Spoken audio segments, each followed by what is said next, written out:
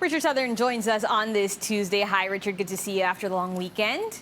Good to see you, too, even though I was watching you yesterday, Janella, doing your thing on City. No long weekend for Janella. No long weekend for me. It's all right. I'll take a day off in a couple of weeks in exchange for that.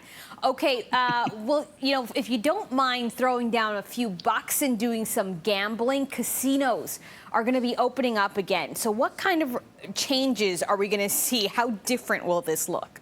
Oh, very different. You're, in fact, going to have to make a reservation if you want to go. But it's the Great Canadian Gaming Company, Janella, telling me they're going to open 11 casinos in Ontario, including the casino there at Woodbine. And, that's a big place. They're also going to reopen Casino Ajax and the Great Blue Heron Casino.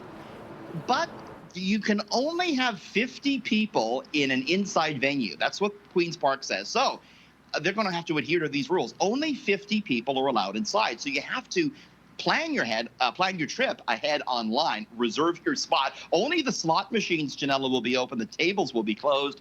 And the company says they're going to have plexiglass in between those slots where you can't distance properly.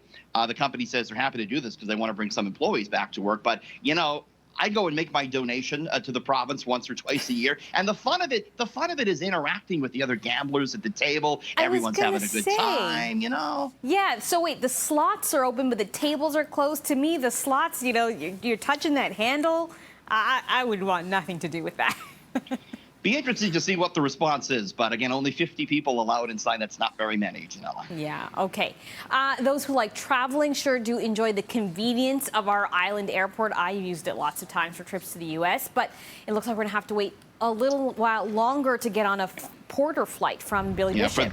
The third time now they pushed the restart date back. Porter says they won't be flying anywhere until at least November 12th. And the company again pointing towards the border closure to the U.S. and the Atlantic bubble in the East. These are the two biggest markets for Porter. Trips out of Toronto to New York and Boston and trips out to Halifax. None of those really viable right now. And, it's a private company. The question continues to be, I think, will Porter get back in the skies? We don't know. I've reached out to Robert DeLuce, its CEO, wanting to talk to him. They don't want to talk on camera just yet, but you got to worry about what's going to happen potentially with this company going forward. Yeah, to be honest, I was surprised to hear that delay again. And we are allowed to travel to the U.S., but we've got to quarantine when we come back. Okay, quickly before we run out of time here, some news from Apple, but it's not a new iPhone just yet.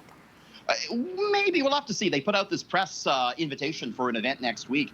It's an event that they called Time Flies. So a lot of people think we're going to see an update to the Apple Watch, which they think will include a feature for blood oxygen saturation, something that, if you're suffering from COVID-19 is important. It's also the time of year when we hear about the new iPhone. So it's certainly possible that could come next week. This event set for the 15th of September. Janella, you and I are back just after 6:30.